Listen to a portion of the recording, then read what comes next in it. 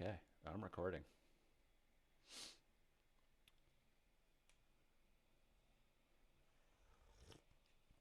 But I say we hang out. See what we get.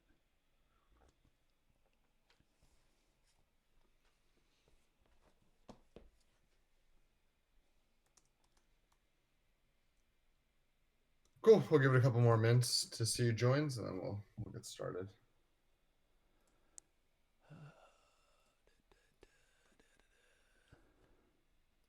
Here we go. Check, check.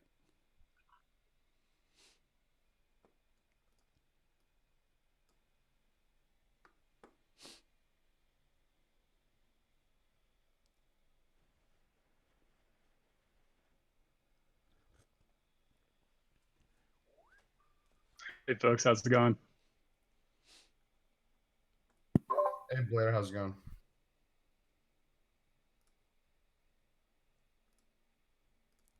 This is gonna sound like a ridiculous question. Where do we Yeah, I usually can't. meet? Uh, The chats, the book club chat stage. okay, so we don't have anywhere that we need to go, like Grab people? flag No, I people and don't make think sure so. they're in the right place, like usual. I don't think so. Like the transition from Zoom. Yeah, like the when you're transitioning from Zoom. Logging in two places. Guys, go over here. Yeah, exactly. Um, has anyone seen or heard from Barada today? Um, I've been bugging him. See if he's answered.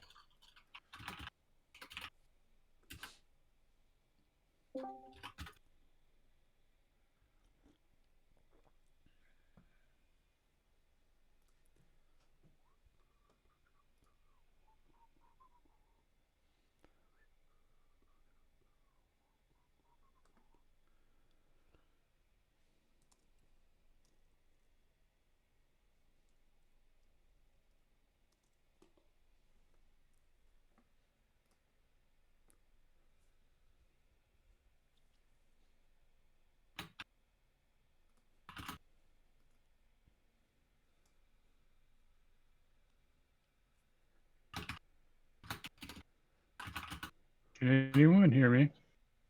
Yeah. Yeah, we can hear you. Can you hear us, Blair? Can you hear us? All right, I'm gonna try to ping him. Yeah, we can get the chat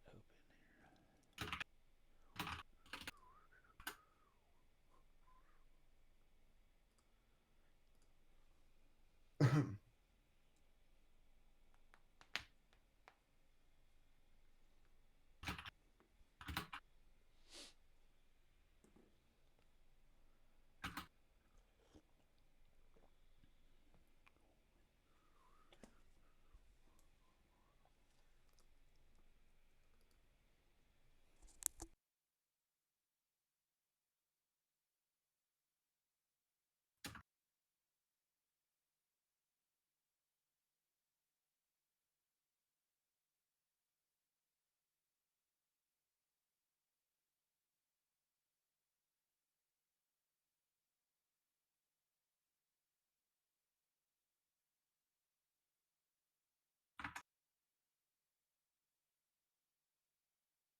All right, we're gonna get. You want? We'll plan on getting started. We'll give it 1 or 2 more minutes. And we'll get started.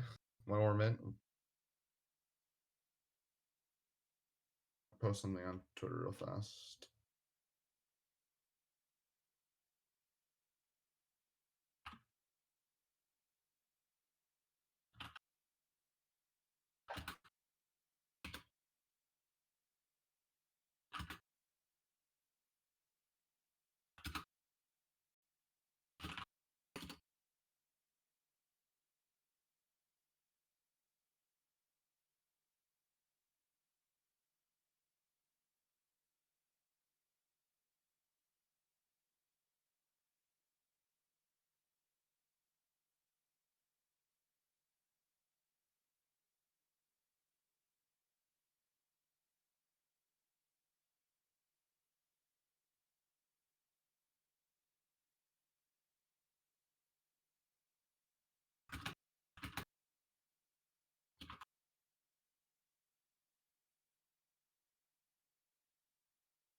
All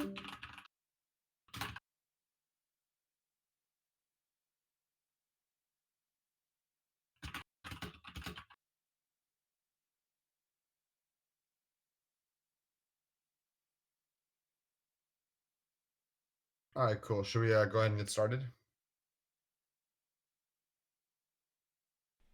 Yeah, that sounds Yeah, good let's to do it. me. Yeah, I don't see Adrian or Barada, but I don't think they're online right now. So, cool. All right, let's go ahead and get started. You said you're recording out. Yep. Cool. Welcome everyone to the seventh installment of DAO book club. And specifically, this one's the fifth installment of the Federalist papers, and we had one installment of the Anti-Federalist paper so far.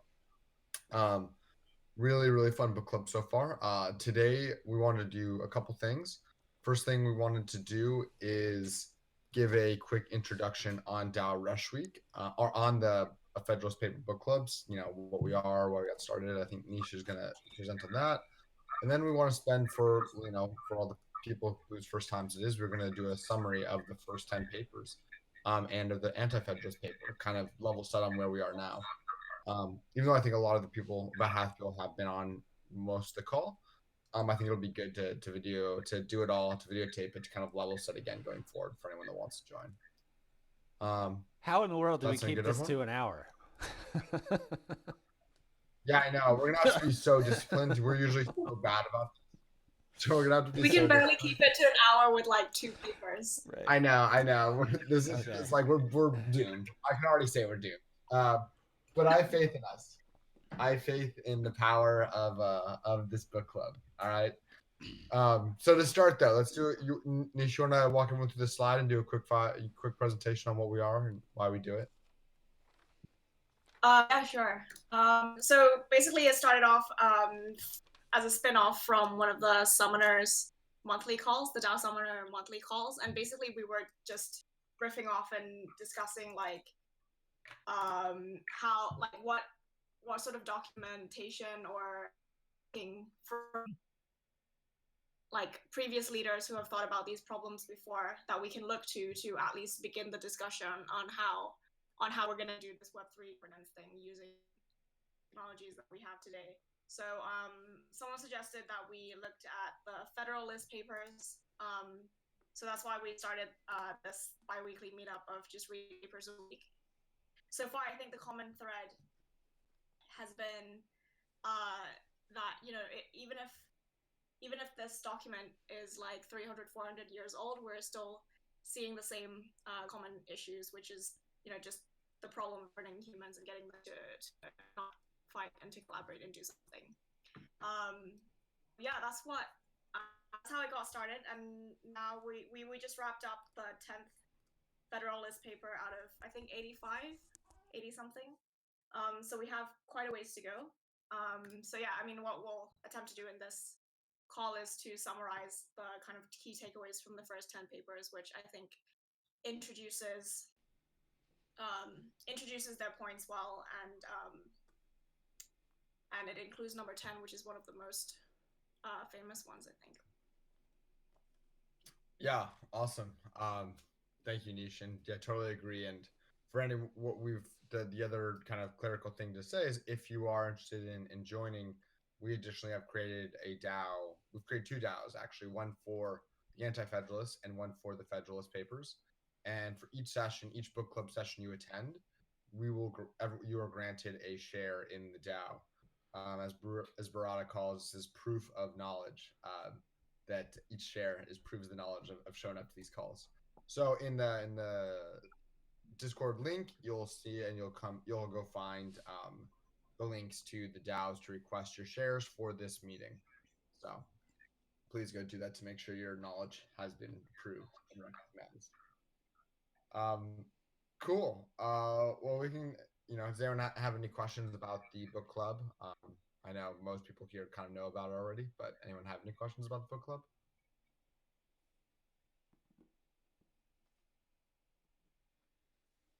No questions. Sounds like a good plan. Like the idea. Yeah, and also because I've only been to one other I'm really glad you guys are doing a recap so I can kind of catch up and then know where to get started again. Totally, yeah. No, it's good stuff. um, It has Cool, caused so, me to I put mean, dividers in a notebook for the first time since law school. for what that's worth. I don't know. so Serious studying. that's awesome. That's awesome. Uh, Cool. So I figured the way we can go through all of this is, we got about 50 minutes to go through about 11 essays. It means we got 5 to 6 minutes per essay. I'll kick it off. I'll give a two-line summary on it, and then if people want to add what their takeaways or thoughts were for each one, and if people have questions to discuss for each one, we'll go through that, and then we'll just keep on chugging through all these. Does that sound good? First, real quick, because it's come up sometimes, either because people who show up for the call are international or otherwise didn't pay attention in history class. The Federalist Papers. The American Revolution ended in 1783, and these papers started being published under an anonymous pseudonym in 1787 in support of the Constitution that is, what we have used to govern the United States for the last 250 years. Right? That's the quick version. Ultimately, we know who they're written by now: Alexander Hamilton, John Jay, and John Adams. But you got to remember that at the time they were coming out, this was some cypherpunk shit. We have to be anonymous or we might get murdered. It's actually kind of interesting. Without taking too much of a side tangent, we should definitely add it to the list of topics to discuss the pros and cons of publishing anonymously, especially after everything that's recently gone on with the sushi swap. Anonymous founder, both publishing and then that's a pretty hot topic of whether people should be anonymous when publishing big protocols, right? So I don't know if we can even begin to touch that discussion today, but that is a good discussion to have of the pros and cons of being anonymous founders and the trust that requires from your readers and the people. And the thing I'll add to Adam's quick thing is a lot of people don't know when the United States was started. We started as the Articles of Confederation. And we tried that for 3 years or 4 years, and it just didn't work. We're well, that was a fail. And so we came out with the Constitution. And these Federalist Papers were trying to get people to buy into the Constitution. That was the whole idea. I like how we described the Fed Papers as being an AMA for the Constitution. So basically, Yep. each paper was basically published in a New York newspaper every week or something, I think it was and it every basically 3 addresses days. points. Yeah. Yeah, it's something insane like that, where it addresses basically all the concerns that people have brought up against the ratification of the Constitution. So I think an AMA is basically a nice framework for us to think about these papers when it comes to the key points that they're trying to raise with in each one. Yeah, 100%. And that's basically what paper 1 says, right? Very rarely do you see someone introduce something with one of the papers is just an introduction to the rest of the papers. But you're saying, Niche, number 1 was basically this is going to be a really long AMA, old school style Reddit AMA. We're going to have a bunch of papers. If you ask questions, you can expect an answer in one of our papers, which gets super interesting when we get to the anti-federalists later. So that gets us into 1, right? Or did we already? Yeah, did we just do 1? Yeah, I think we just did 1, right? Here, Yeah. I can share my screen of the papers so if people want to kind of follow along. Let's see here. But yeah, I would say paper 1 is Hamilton, who now we literally write musicals about because people appreciate his prose. Yeah, pretty much. Writing about notions Right. of the public good and just sounding like he's gearing up for a fight and trying to get everybody to acknowledge everyone else's opinions. All kinds of stuff that seems relevant in the current discourse, to be honest. No, totally. He's got Totally. some great one-liners in Yeah, there. law of good learners. But like, yeah, like you said, Nish, it's basically an introduction and AMA, right? Like I propose in a series of papers to discuss the following particular interests, classic all caps to express concern. You know, the utility of the union for your political prosperity, the inefficiency of the present confederation to preserve that union, the necessity of government at least equal and energetic to the one proposed, to the attainment of this object and the conformity of the proposed constitution to the true principles of a republican government. Its analogy to its own state constitution. Are And you lastly, the sharing additional security the right which thing? it adopts. Sorry to interrupt What'd you you. say? Are you sharing what I'm seeing on the screen share is Fed 8? What'd you say? I'll put it in chat. Sorry. No worries. Yeah, are people seeing the Federalist paper? I'm seeing Fed 8. Weird. Hold on a second. Maybe you have like multiple windows open. Honestly, probably. I have 10 at any given time. Oh, you're right. Hold on.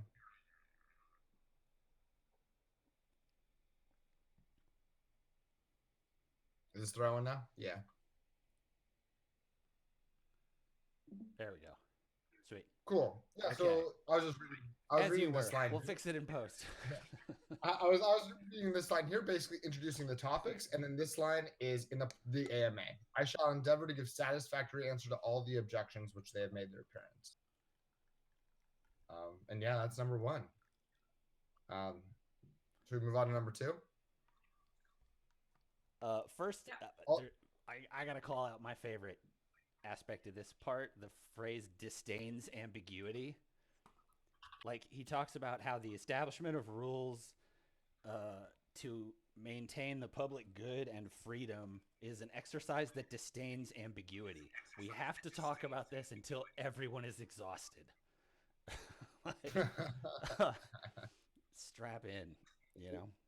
You know, Yeah, it's and true. he says something like I'm not gonna even pretend to still be thinking about this. Like I'm so sure of what we've come up with, right? Right. I think it was in this paper. You know, it's ironic as lovers of public goods, I'd say on this call, it's weird that I feel like we still have to talk about public goods till we're blue in the face. You know what I mean? Like that's like hasn't changed. Back then they were talking about why the public good is necessary exhaustively, and we still talk about why it's necessary exhaustively. Just cooperation Cool. seems And to take that sort of like tending. You know, community is a garden or something. it really does. Yeah. By the way, Blair, Deacon, and Neuron, if you guys have any thoughts or questions, feel free to jump in. Very much collaborative. So, Yeah, I'm just waiting for the juicier chapters. My hot fair takes. enough. Let's go on to number two. Number one to me was always like it's a pretty good. It was just like a boom. Here we are. Get ready for it. So, all right, number two. Someone want to, Nisha or Adam, one of you guys want to introduce them, or? Yeah, sure. So I think so in this one he basically goes on to reiterate the point that there is a need for an effective government, and that should be vested with enough powers to basically get things done.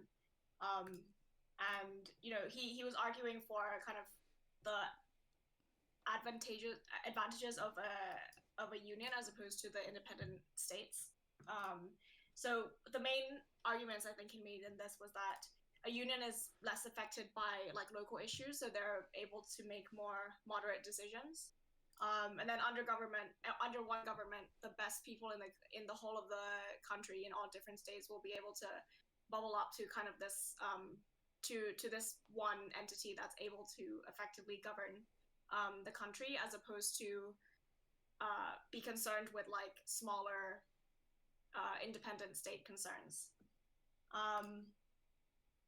Yeah, and one of the notes that I had here in relation to Web3 governance is that the current systems of governance in Web3 best positioned to attract the best people, or is the toxicity kind of like deterring people from entering the space? Yeah, so that was my notes for 2. Yeah, this is the first of like several papers by John Jay, and it's obvious that like you can see throughout all 3 or 4 that John Jay is just really worried about like the U.S. getting attacked again. And I agree. In paper number 2, basically he's kind of introducing the idea that some issues need to be dealt with at the federal level and some issues need to be dealt with at the state level, and like that's okay. In fact, that's good. We should have different levels of governments for different types of issues. He also goes on for a while about the infrastructure of the country. Like he's sort of just laying out, like, look, this is not as simple as some people want to make it out to be. We have rivers that flow from one state to another state, and interstate commerce is going to end up being a thing. And this land is built for collaboration, as part of what he's saying. At the same time, he would be eventually appointed the first Supreme Court Justice of the United States. So, he very much targets this idea of like, we need to be a nation of laws, or else this isn't going to work. And in a system, of laws, here's this hierarchical structure that, promotes cooperation, I guess. Yeah, I mean, you can even see in his writing style, like, that he's a lawyer. You know what I mean? I mean, they're all lawyers, I get it. But he just writes and kind of speaks like someone that wants to be a Supreme Court lawyer, or what, like, I feel like the news becomes the speaking style of Supreme Court lawyers. Yeah, I mean, basically every one of these writers is a trained lawyer, technically speaking. So. Yeah. Yeah, 2 to 5, I think is all John Jay, and he's basically addressing concerns from being attacked from from foreign force, so from other countries, and he's basically making the case for a united nation will be like first taken more seriously when it comes to treaties and like commercial trade, and then 2, just defending themselves against foreign influence. Yeah, so he says weakness and divisions at home would invite dangers from abroad. So that was I think my main like summary from the John Jay papers. Yeah, I agree. Yeah, and they also just go ahead. I was just say he just he points out like it's very much a presentation in the space of like, look, this is the reality of even the Confederacy. Like none of you guys can argue that, right? Yeah. All of these states have weird treaties with all these different other entities that they agreed to end conflicts. And what's the state of those? Like you literally have Florida has treaties with Spain that don't apply to New York currently. And that's weird because they all just got together to fight this war. And so everybody's kind of like, how come you're not helping us with that debt? Like as soon as you say debt, it's like, oh, okay. Here's both what's happening and how it ultimately applies to like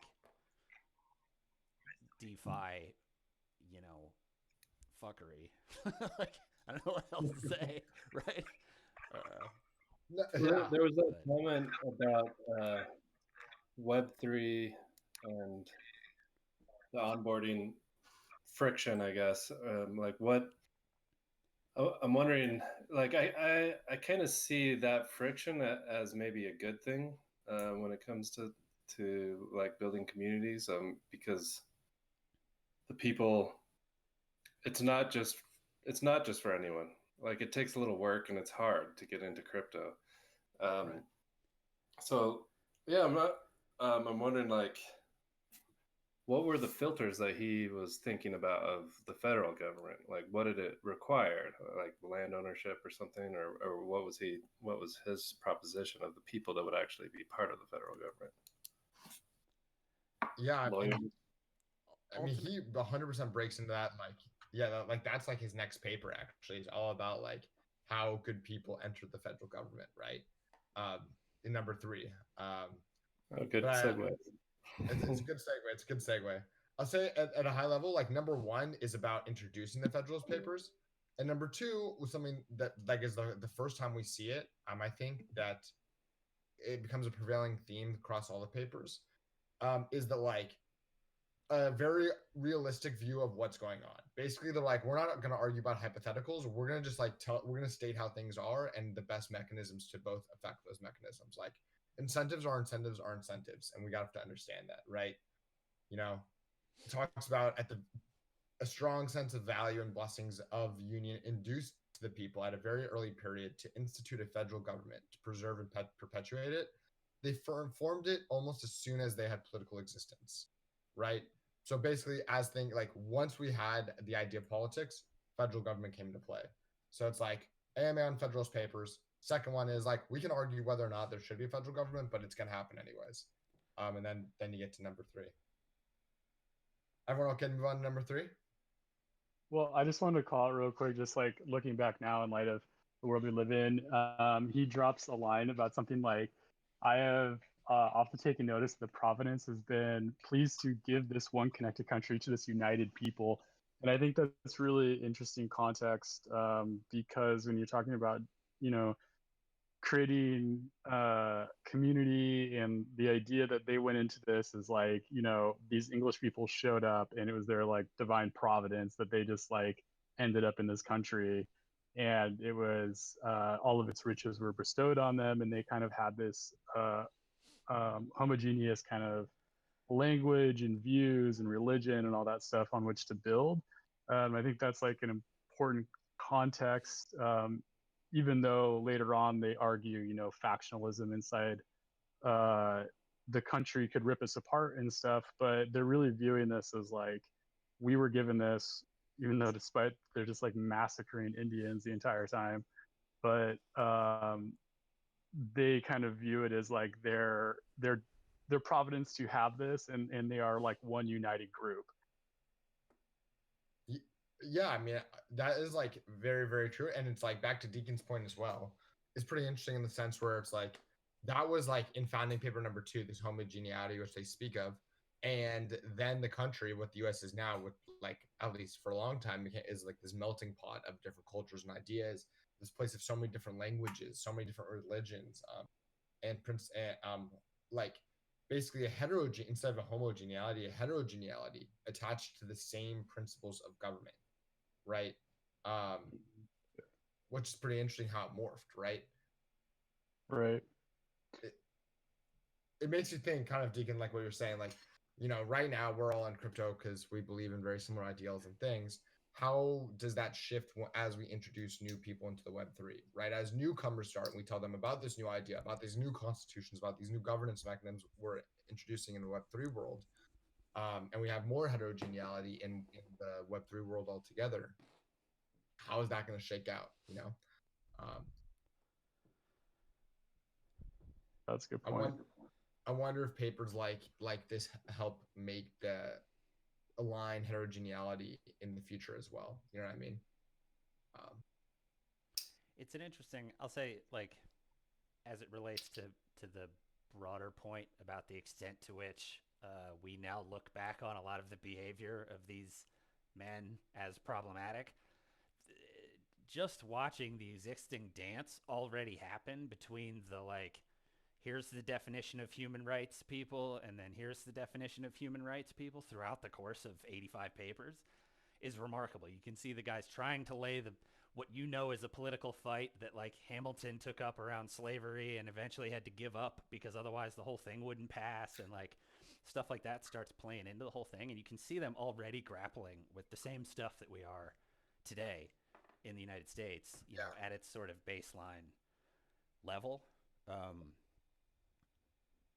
Yeah, it's almost like the realities are always there, but you just choose the point to make that strengthens your like political view in that moment. Like John Jay here is like, hey, we're all one group, we're trying to make this work. And then later they're like, remember, we're all easily torn apart, so let's have a strong union around. It's like, and then the same, like you're mentioning too, grappling with the human rights and stuff, but it's like those problems are persistent, always there, and they're just kind of like latched onto and sold to the public in different ways, right, to this.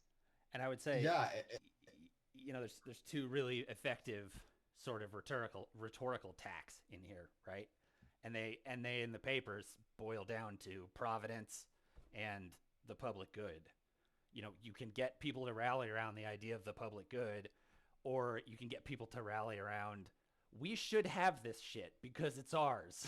And then and so on some level, if that one is the narrative that tricks them into doing the thing that's also good for the public good, you know, you sort of won that fight, right? And it's kind of interesting, like these guys are all struck like they're system process thinkers, like I feel like a lot of the times in the Web3 and crypto world, like if we talk about the public good, for instance, we try to find one framework or one system that'll support the public good in every single case. We're like, the public good is needed for X, and because the public good is needed for X, and this reason I'm giving you is going to be applicable in every single situation. These guys kind of do that. They're like kind of our system thinkers, but they actually just break it down issue by issue, right? Like they go, we're going to go through every single reason or public good there might be, and we're going to show you why every single public good is going to be stronger because of a strong federal government. And so instead of just providing one blanket like systematic framework that can be applied to every public good, they're like, here's this systematic framework. Now let's go every single issue by issue by issue. And to Blair's point, right? Like when you go issue by issue by issue, they very much like they're honest with themselves. What are the incentives? The incentives are going to change with the different people you put into place. And it also sometimes leads them to very contradictory statements, right? That are somehow contradictory and true at the same time. It's like, well, yeah, I guess those points conflict, but I guess they're true in the systematic framework we're providing, and it's true in this situation. So I guess it works. It's a very strange way to argue, but you know, it makes you wonder: should we be arguing like that for the public goods in Web3? Like, are we? Whenever we try to provide one answer to work for every single public good, is that a problem? Should we go? Is it better for us to go issue by issue by issue and show why open source, show why the public good is better than the alternative?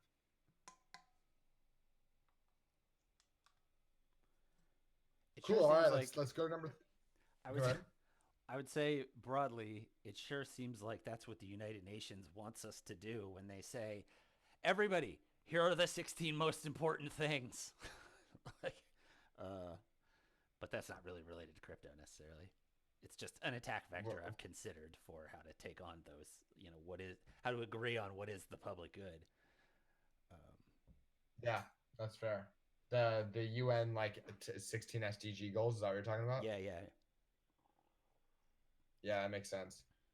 The UN's a whole nother interesting use case we should analyze at one point. Yeah, there's for sure papers trying to decide what it looks like. All right, let's get to number 3. So this one is about the first real argument he gets into about the need for John Jay gets into about the need for a strong federal government, right? And he talks on 2 points, right? Title: concerning dangers from foreign force and influence. At a high level, this is that we need one federal government because it's more efficient, right? And because it's more efficient, we need that efficiency when we're fighting causes of war, right? And he's specifically talking about the cases of just war in this one, right? Sometimes there's unjust wars, sometimes there's just wars. He's like, let's talk about just wars here. And yeah, he's like, federal government's needed for that just war, right? Like, even when people are justified in their attack of the United States, we should band together as one because we're attacked in a justified manner. I think it's important in this context to he's talking about real war. They just had a legit, sincere, a good percentage of your population gets killed conflict with, you know, the global world power of the time. and they're still surrounded by adversaries. Right. We don't, at this point, the U.S. doesn't own anything west of, I don't know, Tennessee or something. I don't know. I didn't look that one up. The Louisiana Purchase hasn't happened yet. We don't own 2/3 of our country, which is a funny thing to think about when you're used to this sort of, you know, map landscape of the established world. but they literally shared borders with people who any day could show up with troops and go, "Yo, we're taking this back." Right, right. Yeah, and I mean, he was concerned about actual war, and like he actually also like just did not want the war, right? And like a lot of this paper, he's got 2 paragraphs on it, are talking about just how much easier it is to form treaties, right? So we can prevent just a justified war with the correct treaties, right? Because under the national government, treaties and articles of treaties, as well as laws of nations, will always be expounded in one sense and executed in the same manner. Whereas adjudications on the same points and questions in 13 states or in 3 or 4 confederacies will not always be consistent. And that the variety of the courts and independent governments, as for different laws and interests, may affect and influence them, right? Basically, just saying, like, in the fact of justified war, we can prevent justified war by having effective treaties with other nations. And basically arguing if we have 3 or 4 nations, where all of our treaties are going to be less efficient. Like we need one national treaty with all these other national governments to put off like a lot of war with other nations. Um, which I think is like super interesting. And I know when this came up, we were talking a lot about like how, especially right now, like there's a lot of like ETH killer chains and there's a lot of conflicting blockchains. Like, should we be having different treaties between chains, right? Like, do we need ambassadors between different chains to stop any wars? Because the wars shouldn't be like the argument shouldn't be with each other, right? We should be working with each other to help each other out, providing competition as a foil, not so much like to undercut the other person, right? Um, we all want to get better. Like Web 2 is the world we're moving away from, not like other versions of Web 3, right?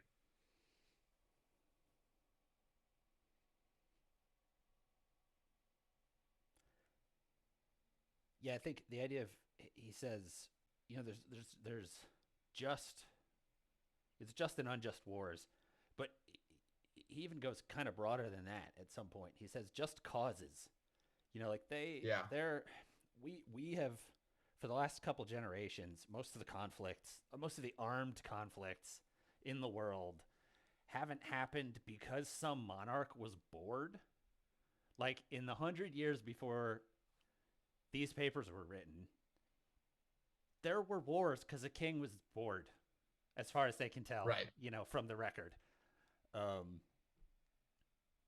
That's easy to target and go, okay, that's an unjust cause. But then once you've introduced the idea of just cause wars, he kind of diverts off into the same place that Hamilton has been so far, which is to say, like, you have to assume that the person who is arguing against this point, like, has validly held beliefs regarding their personal freedom, and then you have to talk to that point in this context, right? So like he's not, when he says just wars, he doesn't mean, it's the conversation of what's just and what's not, but also the assumption that everyone thinks their war is just. And so you have to go, look, I have to look at your just causes. We need a system for assessing your just causes to decide if they are truly just in the context of the public good, I guess. Yeah, well, but I mean, because in the next paper he does talk about unjust causes, and I think in this paper he's basically like, yo, like basically John Jay is like, there's going to be just causes, there's going to be unjust causes. Just in the case of like just causes, it makes more sense to have one national federal government because you can prevent just cause wars by the right treaties, right? And he even brings up other examples from Europe, right? In these last couple ones. Besides, it is well known that acknowledgments, explanations, and compensations are often accepted as satisfactory from a strong, united nation, which would be rejected as unsatisfactory if offered by a state or confederacy of little consideration of power.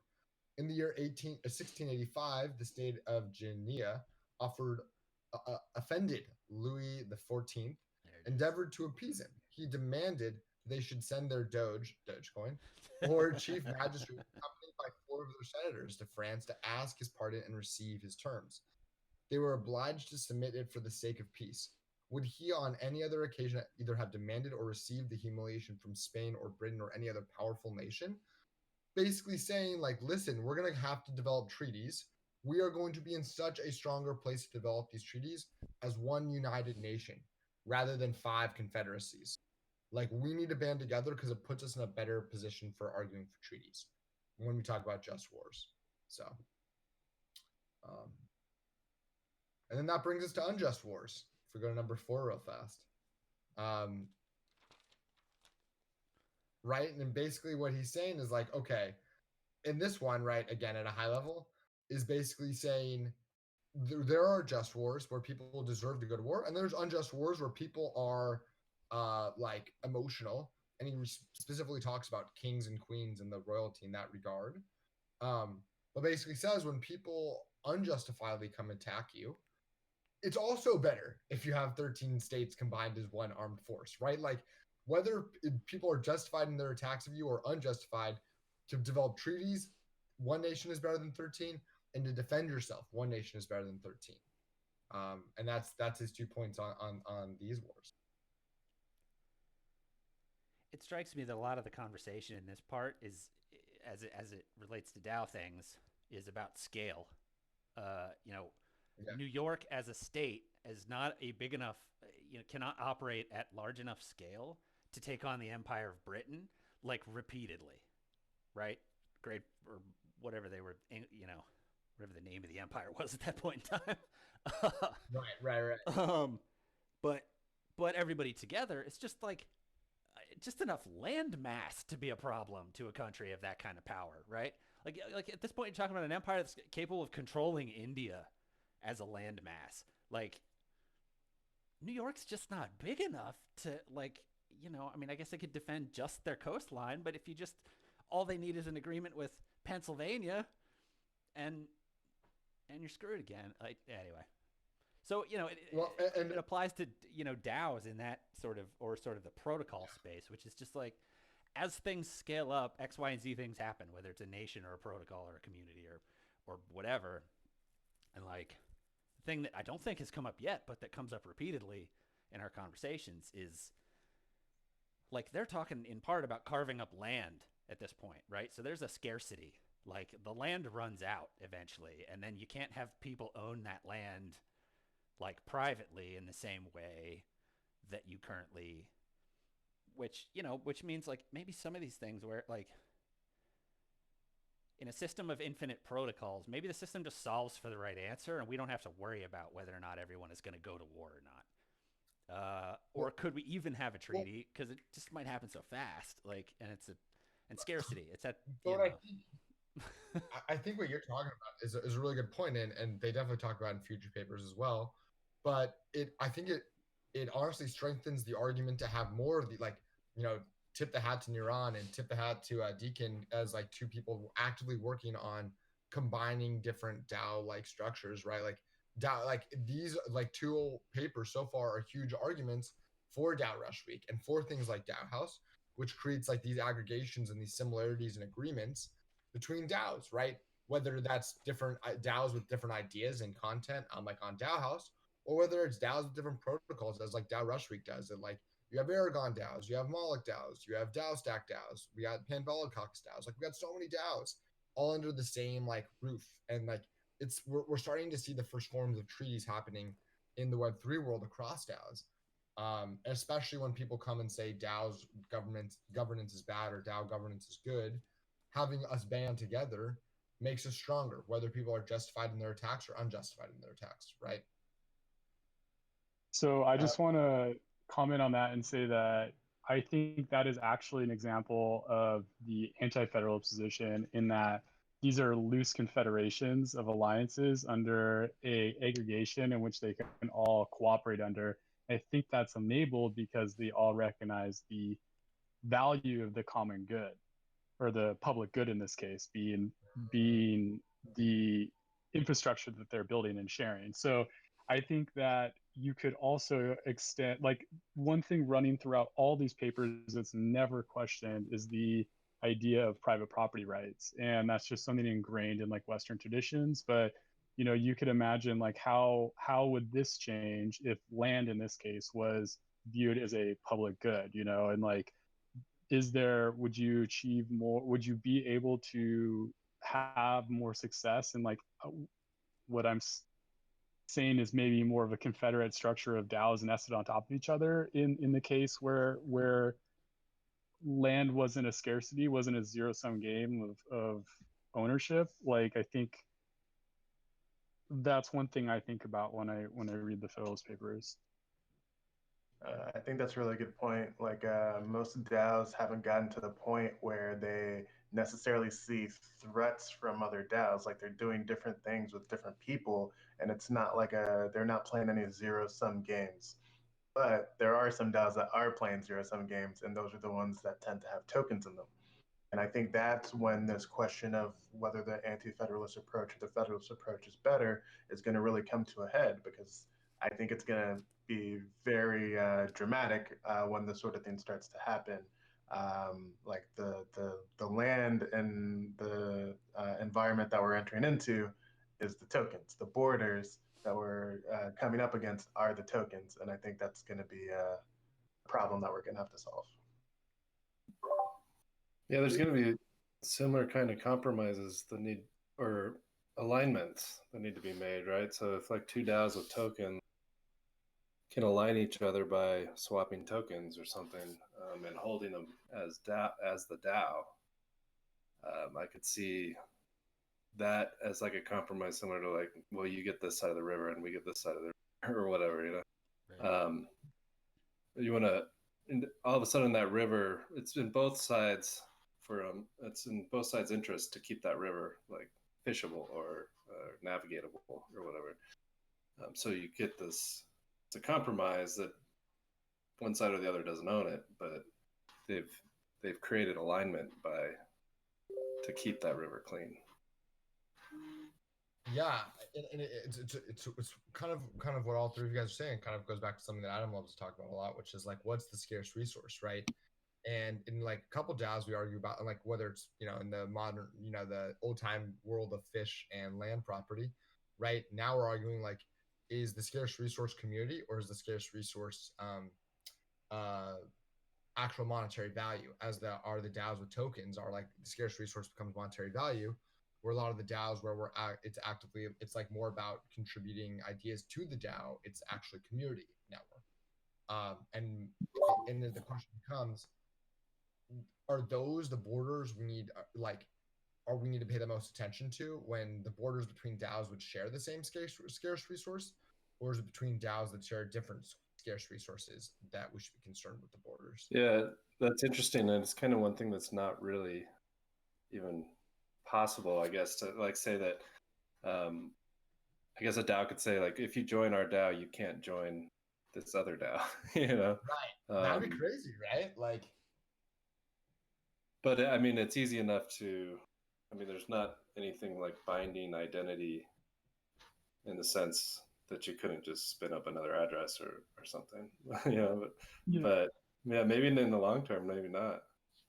Yeah. I mean, you kind of have to, if there is, I mean, you could also challenge the assumption of scarcity too, right? I mean, like, sometime, you know, if we are building towards a future where we're really just exchanging value with each other in these distributed organizations, like, are we moving towards something where our contributions are affording us abundance versus scarcity?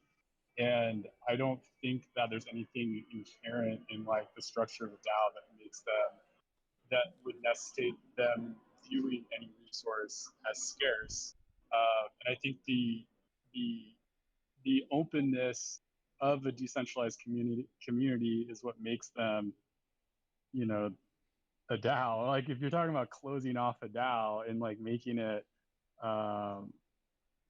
adversarial with other DAOs, I mean, that just like kind of just sounds like a normal business to me with some like blockchain inside of it and stuff. So like, yeah, I think it's the interoperability of between these groups and the scaling up and the layering of them that like builds the idea of what a DAO is and the openness of it almost.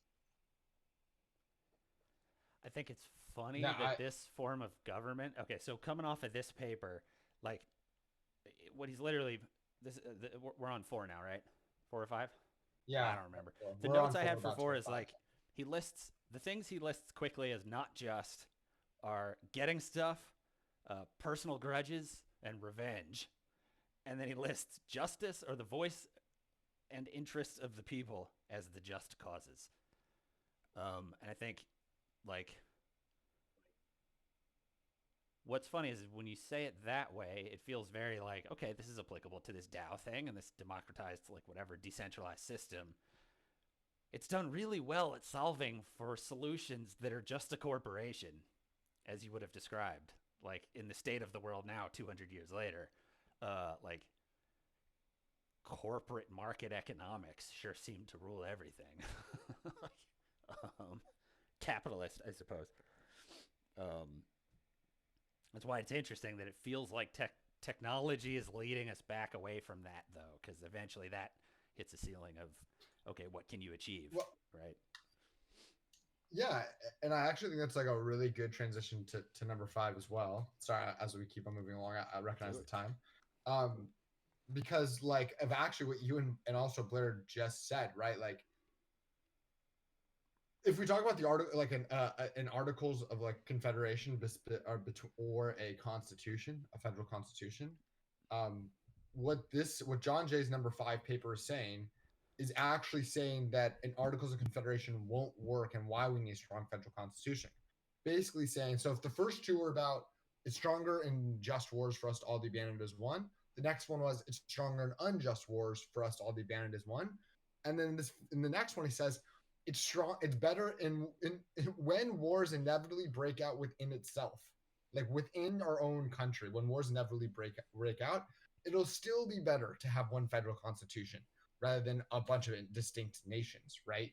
And that, like, you know, if we were a bunch of distinct nations and we only have like some articles of confederacy, we're going to go to war a lot more often than if we just all have the same constitution.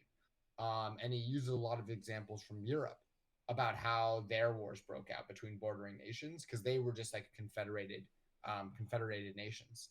And for me, this always kind of comes back to, like, I always see like this idea that the code is the constitution, that everything that's EVM compatible, that everything that runs like it could run on the Ethereum blockchain is essentially within one constitution. And it's only once you move to EVM compatible things that you have different constitutions, that maybe that's where the confederation should be. But within one constitution, within one code base, within one law, we should all be a federal government. That'd be my take. I think what's interesting when you make the transition from I mean, it's me with my scarcity narrative again, but what they're talking about in this context is, you know, a governance of people in states, and ultimately what they're pitching is a form of representative government. Okay, not everybody can ride their horse to Washington to vote every year. We got to figure out a way to do this human coordination on a parcel of land thing, like, effectively. In the digital context, like, multiple people can be in multiple places, and it kind of like it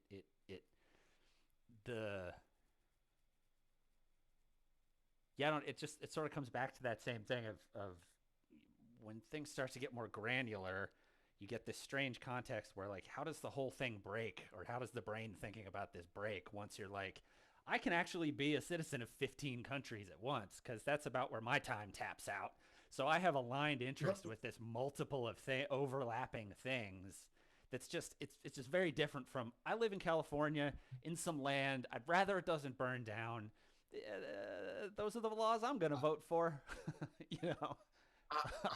I think the point that you're bringing up right now is actually like an underappreciated thing that we don't talk about enough, which is that when a lot of our governance mechanisms were built and written, our limitation was like physical ability to be in the same space with other people to have these discussions, right? We had to do a representative democracy because it was impossible to physically do anything but a representative democracy.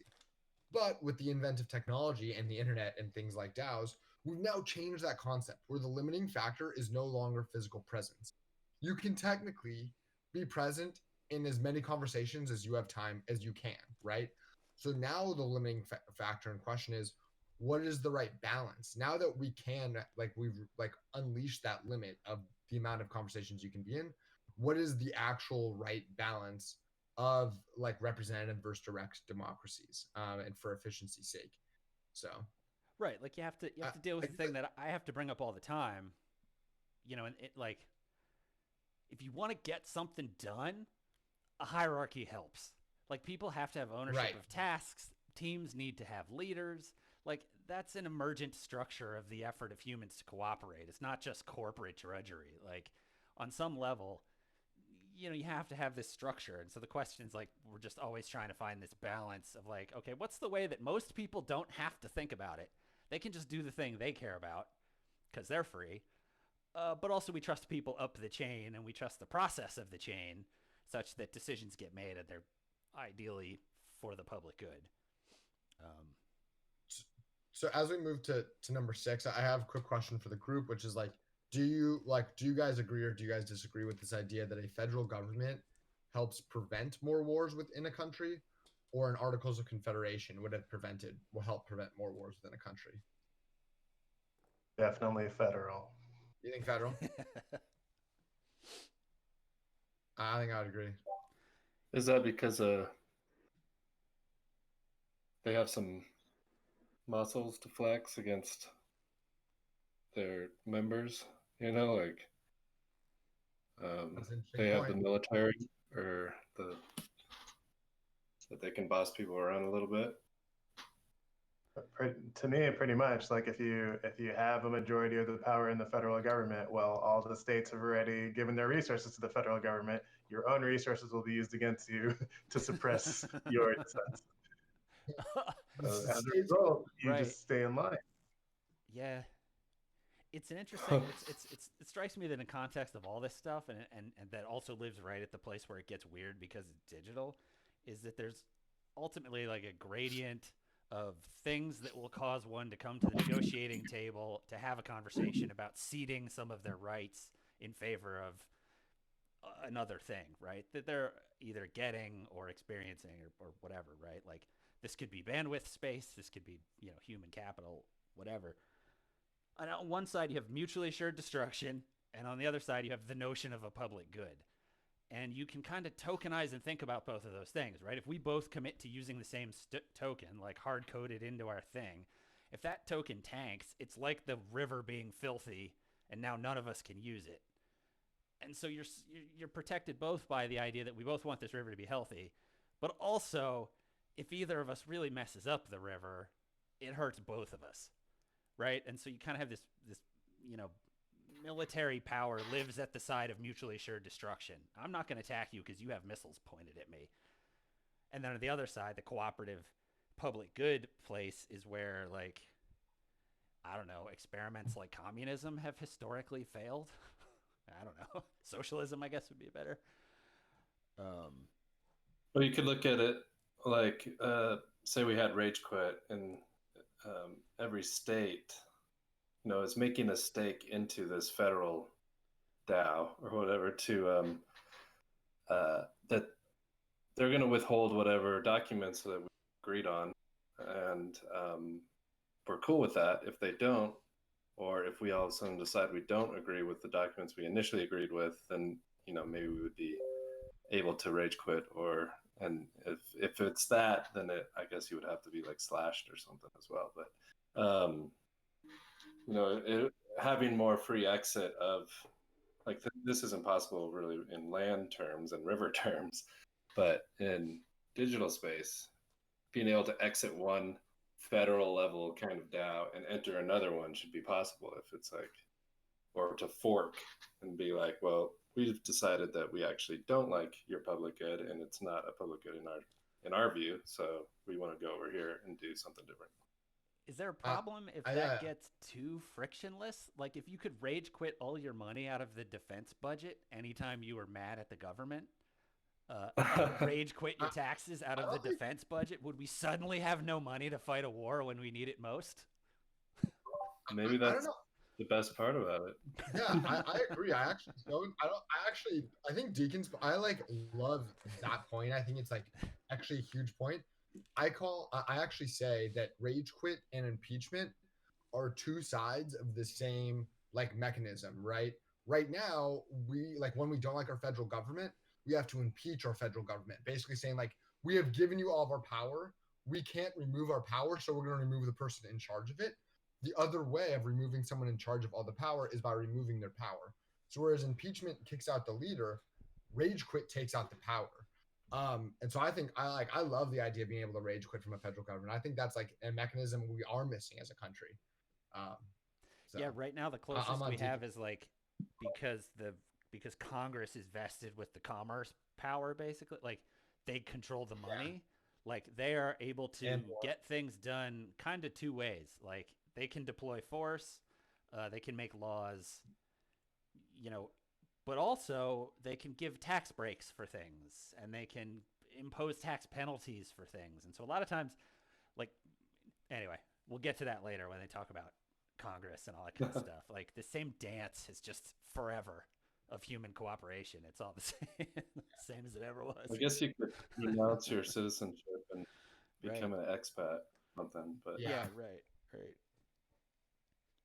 Not much power in a single person doing that.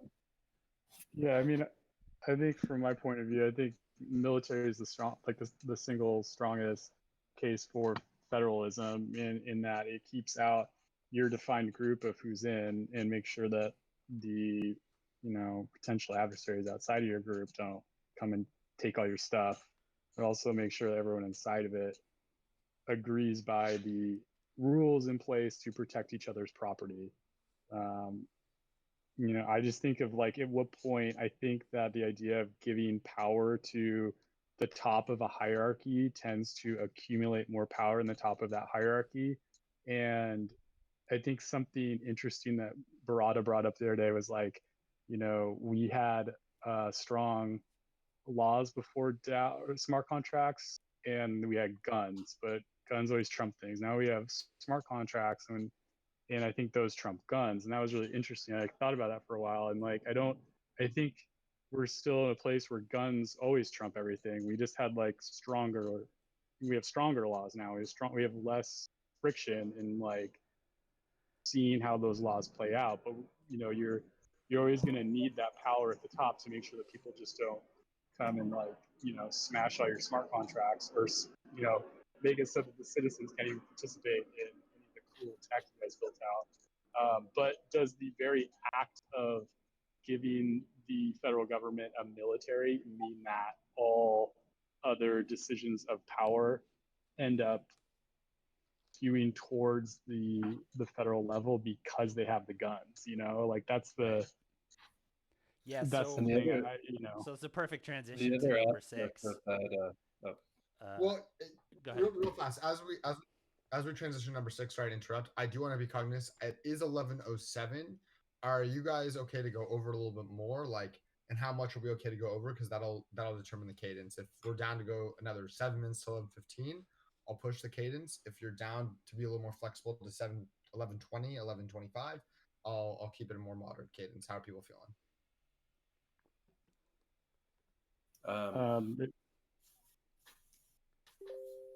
Are people good to go to like 11:25-ish?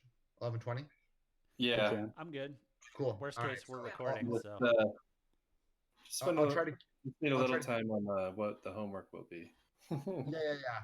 I'll try to keep the conversations to about 3 minutes per paper, and we'll get through the end of it with some time for next steps as well. So okay. One thing I wanted to say before we go on was like there's a new part of the equation which is liquidity, and we've seen that with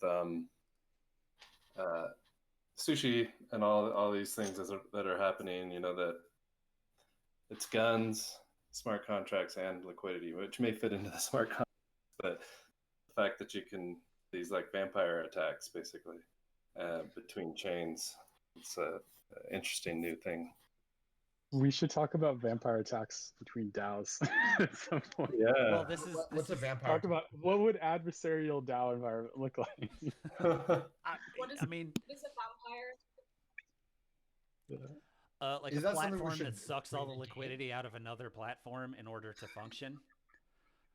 Basically, is that a good summary, guys? I don't know. I guess locking. Okay. taking one platform's liquidity and locking it away from the ability of that. that first platform to use it. Like, could you Right. do that among community? Like, I mean, really, these platforms, like, they're all becoming DAOs, so I guess it's like playing out in front of us. But like, Yeah, I mean, I think what's interesting is they progress through this conversation in the papers. Number 6 is Hamilton switching over to talking about internal fighting instead of external threats. Right. So yeah, if we go topic by topic through the papers real fast. Number 1, AMA introduction to the papers. We're going to go issue by issue and tell you why federal government's better. Number 2 is John Jay introducing the idea that that a federal government, like, some things are better suited for federal government, some things are better suited for state government. I'm going to be talking about things that are better suited for federal government. Number 3 is talking about why federal government is better for just wars. Number 4 is talking about why federal governments are better for unjust wars. Number 5 is talking about why federal government is better for wars in between states. And number 6 is Hamilton now. And he's going to keep on going down this train of thought of interstate conflict. And whereas John Jay was talking about it from a perspective of like battling each other in war, Hamilton is going to talk about it from a perspective of arguments over scarcity, arguments between people, and like more equitable systems of government. So that's how we got here. AMA, federal government is better for certain things. Wars, again, from other countries, wars within countries. Now we're going to talk about just interstate disputes. And that's where we're at for number 6. Someone want to start with number 6? Sure. My favorite line in here was "far gone in utopian speculations." It's more of Hamilton just saying, like, look, we're going to be real with you, what we think here. And anyone pretending that it can be otherwise is nuts. Right? Yeah. But yeah, this whole paper is just like it's like a historical rundown of shitty monarchs. That was the note I had written.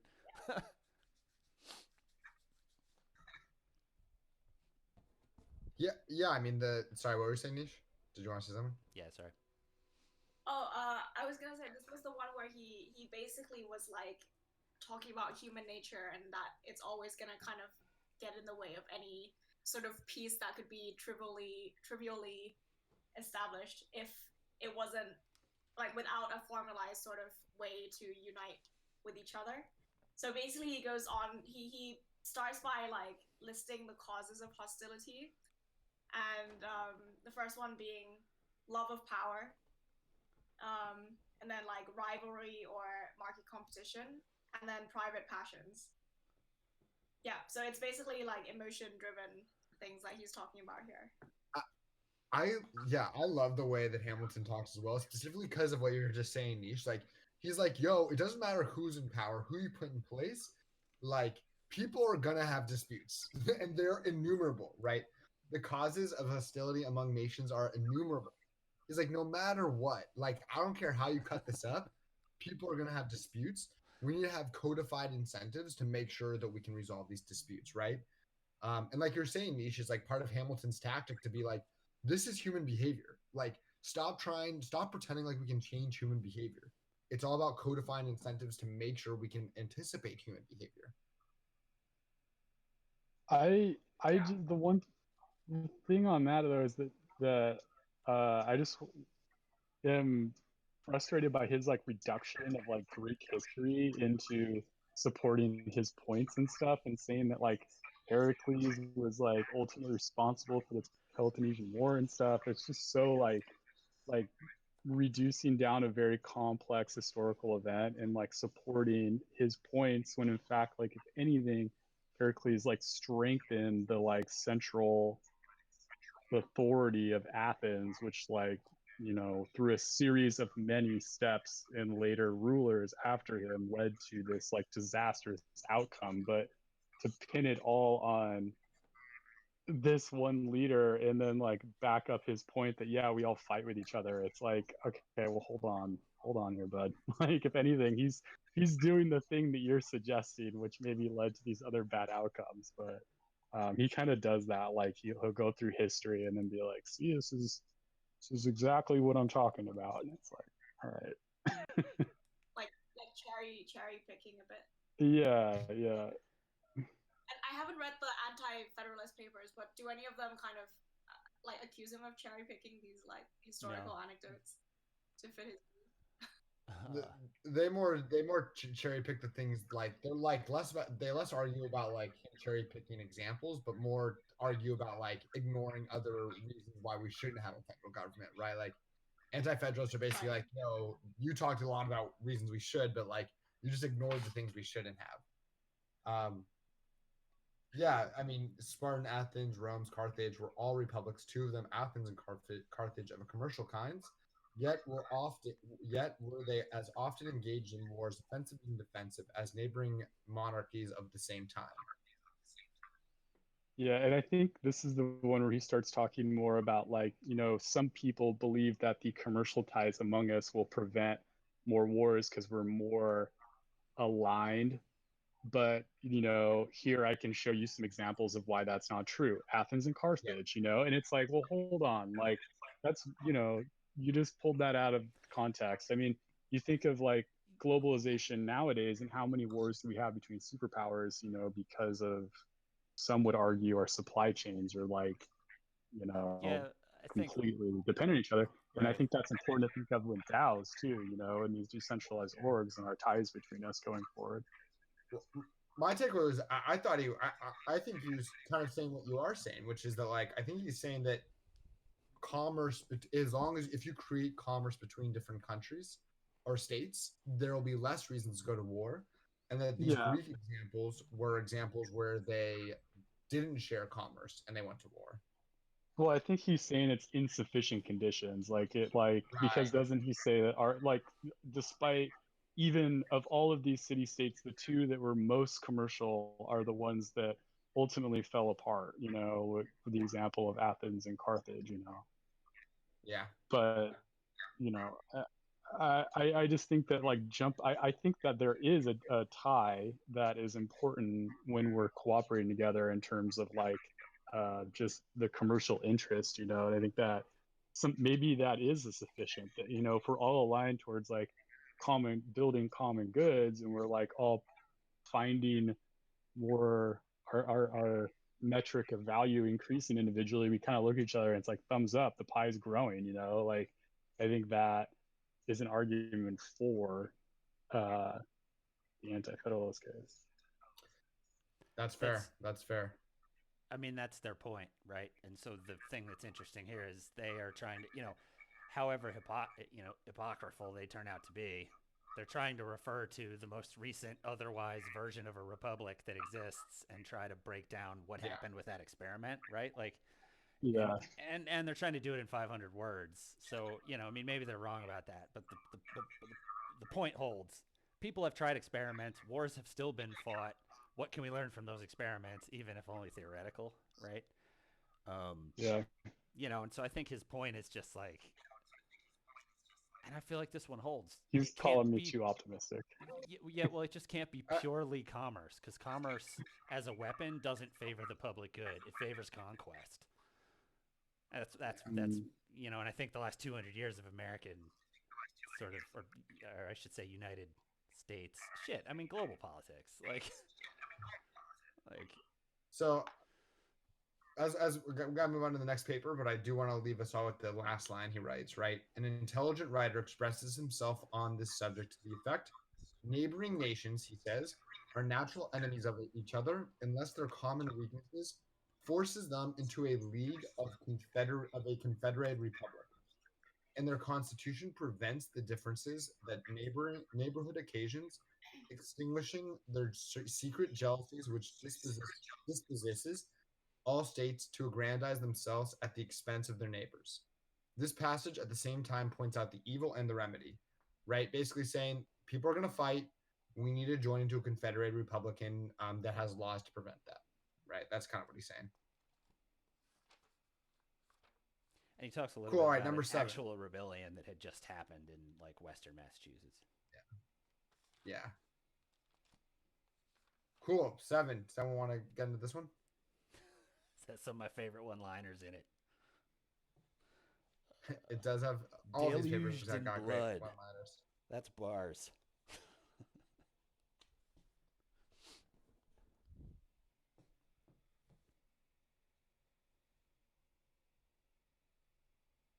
But I would say So I broadly, mean, it's at a just high level, right? yeah. Go ahead. Like 6 through 9 have very similar points, but when this one says again, same kind of thing. Like, if there's not one federal union, we are going to go to war, right? Like the same reasons why, like John Jay said, justified or unjustified wars are going to happen between nations. If we don't treat ourselves as one nation, we're going to go to war for those same reasons. Like, kind of what he's saying here. People are people, states are states. The fact that this exists is the argument for a federal document. Like, it's going to happen. We're going to fight. We need a federal government to make sure we don't.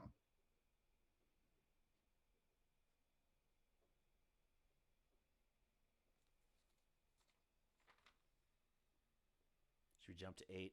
Stay on We can just time. go on let's just go on save some time. Number 8. 8 felt like a quick one, but he's basically just saying, hey, as a point regarding having standing militaries everywhere, hey, that sucks, huh? Like, they just fought a war where an army would take up camp outside your town and wreck your town for the period of time that they were set up there. The line I liked in this one was the plunder and devastation ever march in the train of irregulars. And by irregulars, he means like militias cobbled together for the purpose of fighting the Revolutionary War. He's basically saying we don't want to constantly be having armed fights with one another between states, because then we all are going to have to maintain militaries. And that means camps and dysentery and, you know, like... He's like, standing armies, they suck. Yeah. And in fact, number 9, I'm going to throw 9 in with this too to save a little bit of time, kind of argues a very similar point, right? And again, I think this is something that, Adam, you talk about a lot that's important to remember. Like, these writers basically spent the first 7 or 8 papers talking about how we need a federal government to stop war, right? He's like, come on. Like, and I think it's important, kind of like you said before, you got to remember this in the context of the time. They were arguing for a strong federal government because they just been through a bunch of wars. They're like, guys, please, for the love of God, can we just like stop fighting for just 100 years? Like, federal governments will stop wars is kind of what he's trying to say. And like, I don't know, maybe there's some validity to that. Like, maybe the argument to be had here, the takeaway is, in times of great wars, whatever the cause of wars are, whether it's like protocol wars, DAO wars, chain wars, nation state wars, the way you stop more wars is by banding together and creating stronger federal governments. And maybe that's a fluid dynamic that should be a tool that we increase our federalism in times of war, and we can decrease it in times of peace. I don't know. That's kind of just a thought I had.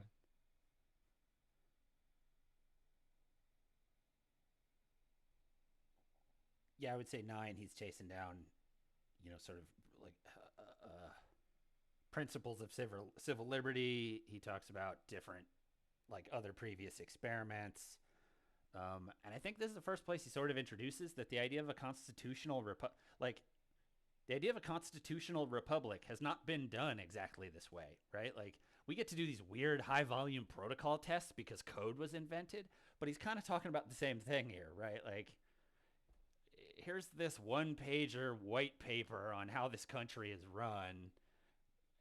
And that's the thing that, like, they've kind of not tried before, you know, other than the context that they do try to allude to, the Roman and Greek republics. And then he also spends a chunk of this one picking apart a very specific argument made by the other side, the Montesquieu quote, right? Right. Well, yeah. This is the first time he really dives into the mechanics of, like, what a federal government looks like, what a confederated republic looks like, right?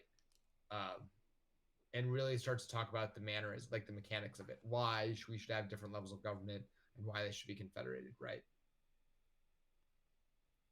At some point, he says, wretched nurseries.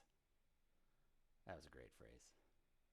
He's such a better writer than I am. That's what all your tabs in your book are, is all the one-liners. Right. Just the one-liners. I thought one interesting point here was he points out that a federated government is a way to have a meritocracy, in that people rise through that government to sort of a higher level, to the federal, at least theoretically, rise through that government to a higher level.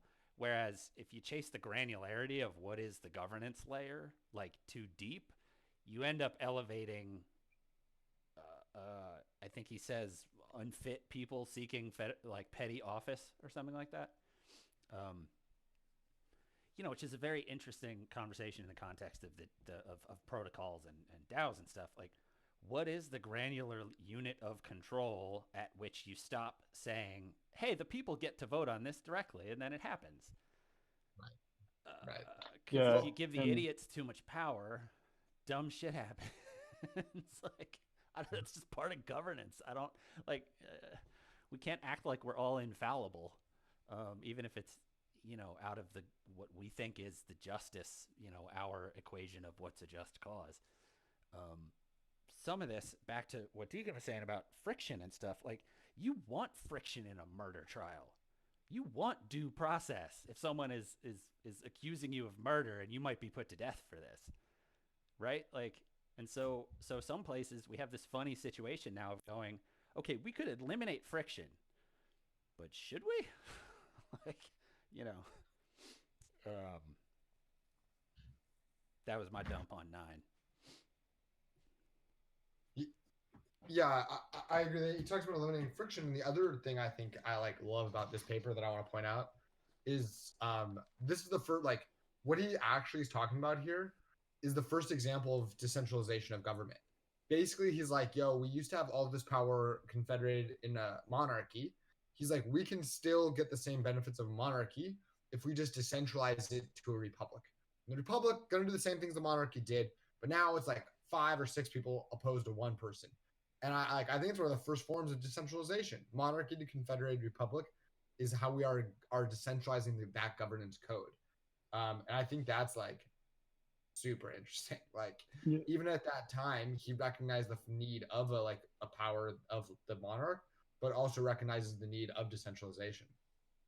Yeah, and then he makes distinctions about Montague wouldn't have gone so small, to the state or to the state level, because how are you ever going to manage something as big as a state? So it's now where we're at right now with our governance technologies, we can just throw all those arguments out the window. It's we can just go really fine grained, and that's the kind of the cool thing to reread the scale arguments, I guess, in terms of. Go ahead, Adam. Now then, I'll cut what I was going to say. No, I mean, I agree. Stupid story. I was kind of Blair, to your point of what I said earlier, before the limitations of government was based off physical and technology constraints, we've gotten rid of those. Yeah. So now it's the world's our oyster. What are the constraints we want to put in for efficiency of process, right? Yeah, what levels do the levels of aggregation that we're applying draw benefits? There's not a technical infeasibility of going down to a certain level like he's arguing here. So right. Yeah, it's just fascinating. I mean, he talks about the different types of confederacies. I actually we could spend a long time on this paper. I think it's amazing. We'll go to number 10. The emergence of the departments and the branches of government and stuff. This is them. They're laying the bed for the three branch government and ultimately the structure for Congress and Senate that we still use. I can argue about how it worked out for us in the multi-century scale run, but number 10 is another. I was gonna say I feel like the move at this point, just in the name of time, is to just 10 is the one that you read in government classes, in philosophy classes, in this is the most quoted paper from the whole thing. Maybe just go read it yourself. It's only 1,000 words. Do we want to save paper 10 as the first intro, or the first 10 minutes of our next call? I know we've already seen it once, but how do people feel? Sounds good. I feel like we went short on it last time. Let's do it anyway. So I know we definitely shorted it last time as well, so we can save it. Number 10 is incredible, though. I agree. This is actually one. It's one of my favorite papers in general. 2, I think it's also unreal applicable to the crypto world and DAOs. And take faction and replace it with tribalism or DAOs or protocols, whatever, and you got a modern day use case on anything. So, I love number 10. Cool. So let's do a little bit of housekeeping as we wrap up. we are trying something. We wanted to make this more open for people that couldn't join these calls as well. So if you're listening in, so we are trying to allow for asynchronous book clubs as well on using Rome research right now. Nisha, I don't know, do you want to walk people through what the Rome research thing looks like and how to use it? Yeah, sure. Let me just pull up and then share my screen. So this part is optional. It's only for if anyone wants to start aggregating their notes on the same spot as a couple of us are. We're trying out Rome. A lot of us haven't tried Rome before, but if it works, great. And if not, we'll do something simpler. So.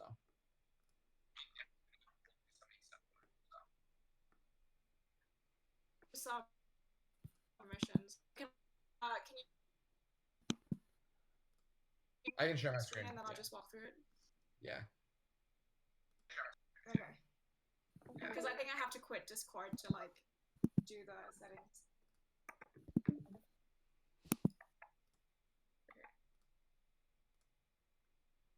So Rome basically is a note-taking system that allows you to create bilateral links.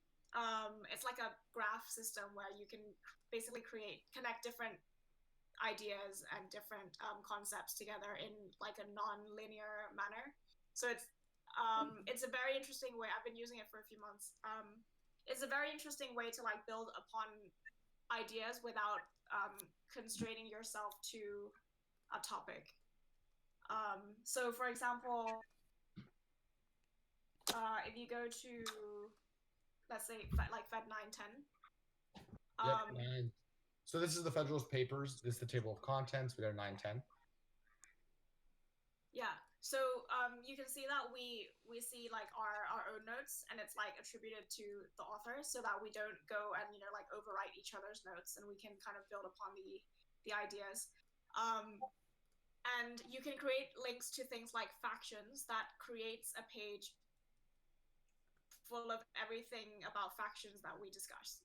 So I think it takes a little bit of getting used to, because it's not like a linear like a Google Docs document where you're just reading like a paper and then like seeing comments. One cool thing is you can do block references as well. So I think that would be a good way for us to build on each other's ideas. So if you do like, I think it's in the contribution guidelines. Yeah. So like the thing in red is like a block reference where you can actually copy the contents of a block that you're referring to and then like build on that ideas in a different note. So, and then what we end up with is it's like a wiki. It's like a Wikipedia of different ideas that we've written down. So it makes the note a lot more navigatable, and it keeps it within the context of like a train of thought, as opposed to having to like have an entire page on factions and then like going to a separate page on, I don't know, governance. So yeah, so I think like that's the structure that I've kind of proposed so far, but we'll see how it works. I've never done like a collaborative Rome graph, so it would be an interesting way to see how this works. Yeah, so I'm gonna put the link to this in the Discord channel, in the book club Discord channel, in the Federalist paper one as well. Everyone can come and join and create an account. This is just kind of an easy, like the reason we're doing it like this to start is we wanted to create one starting place where everyone can kind of collaborate their notes together. And the goal is eventually to take this and turn it into another document where everyone's notes are like contributed to the right author. We figured this is a really good way to start to get everyone on the same, kind of like we're creating a wiki of the DAO's knowledge, right? So if we all have our own proof of knowledge, this is the proof of knowledge of the DAO. We're all contributing our own knowledge to this higher level of collective knowledge beam. So this Rome piece is the collective knowledge of the DAO. So a little bit experimental, optional. If you want to join, great. If you don't worry about it. Nish and I can create a couple of videos on how to best use this, and we'll put it out as well, so that it's easier for other people to use. Because I know it's like pretty intimidating. Like I'm like still don't really know how to use it. I'm kind of figuring it out too. So, cool. Yeah, we can do like a Loom or something, or embed a Loom on there. let's put a loom together. Cool. And last thing is that you guys were all here today. That's great. We hope you guys all join the book club. We meet every Sunday at 11 or 10 p.m. or 10 a.m. Pacific. And we switch off. We'll switch off Federalist, Anti-Federalist, Federalist, Anti-Federalist. I recommend coming to both because I think it's really interesting to see both sides of the argument. Make sure you go request your DAO shares in both DAOs. So if you go to the Federalist Papers piece here or channel, I'm going to share that screen. Hold on. Change windows. If you go to our server here, you will see links to everything: the Federalist Paper DAO and the Anti-Federalist Paper DAO. Go request a DAO share for the Federalist Paper DAO, and we will approve it for you so that you can get your proof of knowledge for this this session. Cool. Well, I think that about wraps it up. Thank you guys for coming to our DAO Rush Week event. I hope you guys enjoyed it. It's great to see some new faces here. What should we read for next week? The Anti-Federalist? Is there a certain? Next week is Anti-Federalist Paper number 2, right? I think that's Okay. right. And then the week after that will be Federalist Papers 11 and we'll start next week with Federalist Paper, like 10 minutes on Federalist Paper number 10, and then we'll hit up Anti-Federalist Paper number 2. Cool. We only did Federalist Paper 1, Anti-Federalist Paper 1. I think so. There's fewer. We lost him. Sorry, Okay. There's fewer of those accidentally papers, dropped. so yeah. Did we do Did we only do Anti-Federalist Paper number 1, or did we do 2 as well? I forget now. I think we said 1 and 2, but I don't remember where the. Oh yeah. So 2 was just like a transcription of a speech that was previously given in Congress. Lazy. Did we read 2 already? Not lazy. Smartly hitting all channels with your media. I gotta hop off, guys, but I'll check in next week. Yep. Check it next week. Thanks, everyone. Cheers. Cool. This is Yeah, great. thanks for organizing. This was fun. Good talk. Glad to join. Thanks, man. Yep. Good stuff. Thanks, Aaron. Yeah.